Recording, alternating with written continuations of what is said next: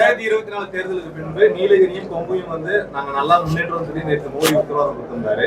ஆனா பாத்தீங்கன்னா இந்த கொங்கு மண்டலத்துல அதிகமா வந்து அதிமுக தான் வந்து கடந்த தேர்தலையும் சரி இப்போ வந்து அவங்க அதிக சீட்டுகளை பெற்றிருக்காங்க. ஆனா வந்து அந்த கூட்டத்துல வந்து அதிமுக பத்தி எந்த குற்றச்சாட்டும் வைக்கல, எந்த ஊழல் குற்றச்சாட்டு வைக்கல. இதே ஒரு முரண் இருக்கலாம். அப்புறம் எப்படி நீங்க வந்து நான் வைக்கிறேன்ல, எதுக்கு மோடிஜி பேச நினைக்கிறீங்க?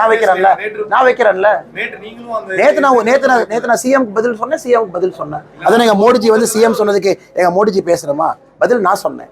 நான் பேசுறேன்ல. நேற்று புதிய தலைமுறை இங்க இருக்கிறாங்கன்னு தெரியல, அவங்க கூட பேசினேன். அண்ணே நீங்க ஒரு விஷயம் புரிஞ்சுக்கங்க. 2024 ஜூன் 4ஆம் தேதி கொங்கு மண்டலம் யாருடையதுன்னு பாத்திரலாம்.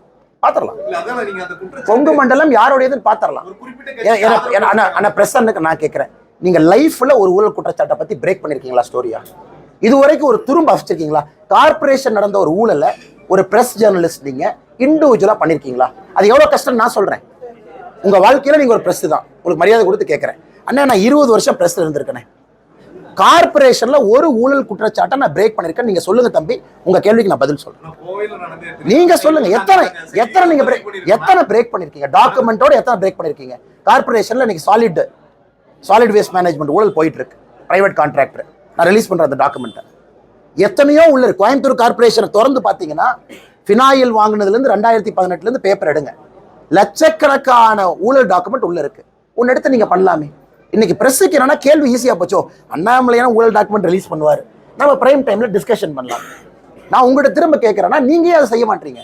எல்லாமே வேட்டு சட்ட ஊழல் நானே பண்ணணும், பிஜிஆர் நானே பண்ணணும், நீங்க பண்ணலாம். போட்டி விடுங்க. ஆனா ஊழலுக்கும் தேர்தல் போட்டிக்கும் சம்பந்தம் இல்லை. ஊழலை வெளியிடுவது உங்களுடைய ஜனநாயக கடமை, அது பிரஸ்னுடைய தார்மீக உரிமை. அதனாலதான் இந்த கேள்வி கேட்கிறேன். தமிழ்நாடு பிரஸ் பண்ணீங்கன்னா நெக்ஸ்ட் டே நான் சொல்றேன், உங்க மேல் மரியாதையோட சொல்றேன், யாராவது தைரியமா போய் ஊழல் குற்றச்சாட்டை பிரேக் பண்ணீங்கன்னா நெக்ஸ்ட் டே டாடா ஸ்கேல் உங்க சேனல் இருக்காது, தமிழ்நாடு அரசு கேபிள் விஷன்ல உங்க சேனல் இருக்காது. சேலஞ்ச் பண்ணட்டுமா? நான் சேலஞ்ச் பண்ணி சொல்றேன். உங்க எடிட்டர் வந்து என்கிட்ட சொல்லுங்க, ஆனா இல்லனே நாங்க தைரியமா 33 மாசம் ஆச்சு ஏதாச்சும் ஒரு சேனல் தமிழ்நாட்டுல ஒரு ஊழல் குற்றச்சாட்டை ஒரு திமுக அமைச்சர் மீது வச்சிருக்கீங்களா? இருக்காதுண்ணே. எனக்கு தெரியும் என்ன நடக்கும். உடனே டிஐபிஆர்ல இருந்து ஃபோன் பண்ணுவாங்க, என்ன பாஸ் அவ்வளோ லொல்லாயிருச்சா உங்களுக்கு, முதல்வரை பத்தி போடுறீங்க. ஃபர்ஸ்ட் உங்களுக்கு வார்னிங் என்னன்னா, அந்த அரசு கேபிள் விஷன்ல கடைசியில போய் உங்க சேனல் உட்காரும். இது வார்னிங் நம்பர் 1. வார்னிங் நம்பர் 2, உங்களை மாதிரி நல்ல நண்பர்கள் அதெல்லாம் கேட்காம போயா, நான் இங்க வந்தது வந்து ஜேர்னலிஸ்டா கடமையை செய்ய வந்திருக்கேன், உன்னையெல்லாம் கண்டுக்க மாட்டேன், நீங்க பிரேக் பண்ணி ஒருவேளை உங்க எடிட்டரும் இலகன மனசுல இருந்து போட்டு விட்டாருன்னா வார்னிங் நம்பர் 2 அரசு கேபிள் விஷன்ல இருந்து அது போயிடும். நான் பிரஸ் பேரை சொல்லி, இங்க இருக்கக்கூடிய 3 பிரஸ் பேரை சொல்லி உங்க சேனல் ஆர்டர் எப்படி மாத்திருக்காங்க நான் சொல்லட்டுமா?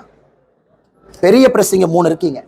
உங்க சேனலுடைய சீக்வென்சியல் ஆர்டர், அதாவது அரசு கேபிள் விஷன் போட்ட உடனே நியூஸ் சேனல்ல நீங்க முதல்ல வரக்கூடாது, உங்களை கடைசியில வச்சாங்க, வார்னிங் கொடுத்தாங்க. எதுக்கு? எனக்கும் பேச தெரியுமல்லண்ணே. அது உங்க பிரஸ்னுடைய மரியாதைக்காக அதை பேசாம இருக்கேன். ஏன்னா மக்கள் மனசு விட்டுருவாங்க. இன்னைக்கு நான் டேட்டாவோட எந்த பிரஸ் எப்ப போட்டீங்க, அந்த 3 பிரஸ்ஸை எதுக்காக அரசு கேபிள் விஷன்ல டிஐபிஆர் தூக்கி லாஸ்ட் போட்டாங்கன்னா மக்கள் பிரஸ்ஸை மதிக்க மாட்டாங்க. அது ஒரு காரணத்துக்காக நான் பேசாம இருக்கேன். 33 மாசமா இதுதானே பிரஸ் மேல் இருக்கக்கூடிய அடக்குமுறை. நான் கேட்கிறேன், இஸ் பிரஸ் ஃப்ரீ இன் தமிழ்நாடு? தமிழ்நாட்டுல ஊடகம் என்பது சுதந்திரமா இருக்கா? சத்தியமா இல்லை. எங்க சுதந்திரமா இருக்கு? ஏதாச்சும் சுதந்திரமா நீங்க பேச முடியுமா? எத்தனை ஓனரை கூப்பிட்டு மிரட்டுறாங்க, எத்தனை பேர்த்த மிரட்டுறாங்க, உங்க ஓனருடைய பிசினஸ்ல எத்தனை இடத்துல கை வைக்கிறாங்க. ஏதாச்சும் ஒரு பிரஸ் நிம்மதியாக தமிழ்நாட்டில் நீங்க போட முடியுமா?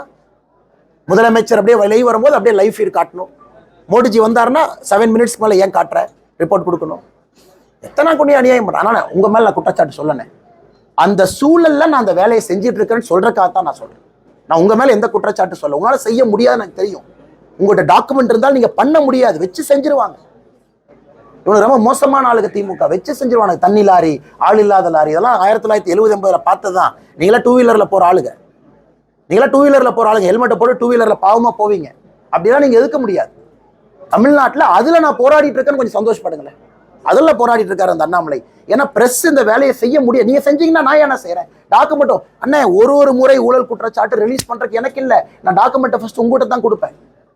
அவங்க அண்ணே ரிஸ்க்குனே, இதை நான் இப்படினே போடுவேன். ஆனா வேட்டி சட்டை ஊழல பாருங்க, கிளியரா இருக்கு, குடோன் வீடியோ பாருங்க, போடுங்க. அண்ணே வேணா போடலண்ணே, மன்னிச்சுங்கண்ணே. அப்புறம் நான் போடுறேன். ஏன்னா என்னை விட பிரஸ் சொன்னா மரியாதை அதிகம் நினைக்கிற ஆள் நான் சொன்னா கூட அண்ணாமலை அரசியல்வாதி, பிஜேபி தலைவர், அதனால சொல்றாங்க, 4 பேர் சொல்லுவாங்க. அதனால ஒரு முறையும் எனக்கு வந்ததை நான் ஃபர்ஸ்ட் பிரஸுக்கு தான் கொடுப்பேன். கொஞ்சம் டெலிகாஸ்ட் பண்ணுங்கண்ணே, டாக்குமெண்ட் இருக்குண்ணே, போடுங்கண்ணே.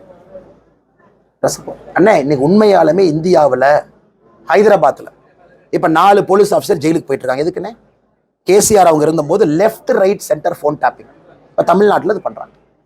எல்லாம் போவாங்க. 2024 அப்புறம் நீங்க பாருங்க எத்தனை ஆஃபீஸர், எத்தனை இன்டெலிஜென்ஸ் ஆஃபீஸர் ஜெயிலுக்கு போறாங்கன்னு மட்டும் பாருங்க. பிரஸ் போனை டேப் பண்றாங்க. Extensive surveillance, extensive. அண்ணாமலை இருக்கான்னா அண்ணாமலை ஃபேமிலி மெம்பர், அண்ணாமலை அக்கா, அண்ணாமலை மனைவி, சொந்தக்காரங்க, ஃப்ரெண்ட்ஸ். ஹைதராபாத்ல வந்து எவ்வளவு பண்ணாங்க டாப்பிங்? 2,50,000 செல்போன் டேப் பண்ணாங்க. ஆட்சி முடிஞ்சதுக்கு அப்புறம் என்னாச்சு? ஐஜி இன்ட்டு அமெரிக்காவில் ஒளிஞ்சிருக்காரு. ஐஜி இன்ட்டு ஐபிஎஸ் ஆஃபீஸர் யார் இருந்தாரோ சிட்டிங் இன் யூஎஸ். கீழே இருந்த எல்லாத்தையும் அரெஸ்ட் பண்ணியாச்சு. தமிழ்நாடு வரத்தான் போகுது. எத்தனை நாளைக்கு ஆடுவாங்க? எத்தனை நாளைக்கு ஆடுவாங்க? கோயம்புத்தூர் ஒரு சர்வேலன்ஸ் யூனிட்டை போட்டு அப்படியே அந்த அண்ணாமலையை கண்காணிச்சு, அண்ணாமலை கூட போறவங்களாம் கண்காணிச்சு, அப்படியே அந்த ஐஜி இன்ட்டுக்கு தகவல் கொடுத்து, அவங்க அப்படியே டிஆர்பி ராஜாக்கு தகவல் கொடுத்து, ஜெயிலிருந்து செந்தில் பாலாஜி கூப்பிட்டு மானிட்டர் பண்ணால் அந்த எலெக்ஷன் ரிசல்ட்டை மாற்றிடுவாங்களா அவங்க? ஆனால் ஒரு ஆஃபீஸரும் பதில் சொல்லணும். காக்கி யார் போட்டிருக்கீங்க, யாரெல்லாம் இன்ட்டில் வேலை செஞ்சுட்டு இருக்கீங்களோ, இது நிரந்தரமா இந்த ஆட்சி இருக்க போறது. we will come back with all records. ஹைதராபாத்ல 2,50,000 ரெக்கார்ட் இருக்கக்கூடிய ஹார்ட் டிஸ்கை எரிச்சாங்க. அப்படி இருந்தும் மாட்டலையா? அதனால பிரஸோட சேஃப்டிக்கு நான் சொல்றேன், உங்களையும் கண்காணிக்கிறாங்க, உங்களையும் வச்சு செய்யணும்னு வைக்கிறாங்க. ஏன்னா it's a draconian bloody draconian government. இவங்களுக்கு எதிராக யார் பேசினாலும் கூட ஒரு சைக்காலஜிக்கல் வார்ஃபேர் நடத்துறாங்க. பொய் நியூஸை கிரியேட் பண்ணு, அதை மக்கள் மனசுல ஃபீட் பண்ணு, ஒரு நெகட்டிவ் பெர்செப்ஷனை உருவாக்கு. இதுதான் அவங்க பண்றாங்க. நீ கேட்ட கேள்விக்கு நான் இன்னும் ஆழமா போயிட்டு இருக்கேன். அதனால இந்த ஊர்ல திமுகக்கு எதிராக அரசியல் செய்யறதெல்லாம் சாதாரண வேலையெல்லாம் செஞ்சுட்டு இருக்கேன், தைரியமா செஞ்சுட்டு இருக்கேன். நீ கைவேறா பார்க்கலான்னு செஞ்சுட்டு இருக்கேன். காரணம் இவங்க அந்த மாதிரி மோசமான ஆளுங்க. உலகத்தில் இருக்கக்கூடிய the most notorious rowdies and criminals தான் டிஎம்கேனுடைய கோரா இருக்காங்க. டிஎம்கேனுடைய கோருங்கிறது யாருங்க? Who is the core of DMK? மோசமான தமிழகத்தினுடைய ஆட்கள், பேர்வழிகள் தான் அந்த கோரில் உட்கார்ந்துருக்காங்க. அவங்களாம் நீ ஏற்ற முடியுமா? என்ன சொன்னாருன்னு அன்னைக்கு சேகர் பாபு, முதலமைச்சர் சொன்னாருன்னு சும்மா இருக்கேன், இல்லாட்டி அண்ணாமலை என்ன ரோட்ல நடக்க முடியாது. இதான் அவங்க வார்த்தை. இவர் என்ன சொன்னார்? லா மினிஸ்டர் ரகுபதி 2024 ஆட்சி மாறின உடனே திகார் ஜெயிலுக்கு நீ அனுப்புவாராமா. இதான் அவங்க by nature, this is what they are. அதான் நேற்று பிரதமர் பதில் சொன்னார். நேற்று என்னை பற்றி நடந்த தாக்குதலுக்கு பிரதமர் பதில் சொன்னார், நான் பதில் சொல்லுவேன். அதனால எல்லாத்தையும் நாங்கள் பார்த்துட்டு தான் இருக்கோம். எங்கேயும் அவங்க ஓடிடலாம் முடியாது. 2024 பிறகு முதல்ல will come after the officers. 100% I will come after them. சும்மா ஒரு காக்கி சட்டையை போட்டுட்டுனா இன்ட்டு கையில் ஒரு டைரியை வச்சுக்கிட்டு அப்படியே வந்து சைடில் நின்றுக்கிட்டு, எந்த இண்டஸ்ட்ரீஸ் வந்து அண்ணாமலைக்கு மாலை போட்டால் ஒன்று இண்டஸ்ட்ரீஸ் நைட்டு ஃபோனு, அண்ணே கோயம்புத்தூரில் இருக்கீங்க பார்த்துக்குங்க, எனக்கு அண்ணாமலை வரும்போது எதுக்கு நீங்கள் வண்டி நிறுத்தி மாலை போட்டீங்க? ஏன்னா இன்டெலிஜென்ஸ்காரங்க பார்ப்பான், ஒரு சப் இன்ஸ்பெக்டர் அப்படியே பேப்பர் எழுதி கொடுப்பான், அது அப்படியே நைட்டு கூப்பிட்டு மிரட்டுவாங்க. இதானே நடக்குது கோயம்புத்தூரில். காலேஜ் போயிட்டு வந்தால் கரண்ட் கட் பண்ணுறாங்க. அது பேர் நான் சொல்ல விரும்பல. இதென்ன ஜனநாயகமா? இதென்ன வந்து ஒரு நேர்மையான ஆட்சி இங்கே நடக்குதா? அதனால எங்கேயா ஓடிடுவீங்க நீங்களா? நான் 40 வருஷம் அரசியல் இங்கே தான் இருப்பேன். இந்த இன்டெலிஜென்ஸ் ஆஃபீஸர்ஸ்லாம் நான் 60 வயசு ரிட்டையர்மெண்ட் தானே. நான் ஸ்பெஷல் ஆக்ட் போட்டால் 70-80 வயசு வரைக்கும் இழுக்க போகிறாங்களா? அதனால நீங்கள் என்ன வேணாலும் ஆடுங்க, உங்கள் பின்னாடி நாங்கள் வர்றது உறுதி.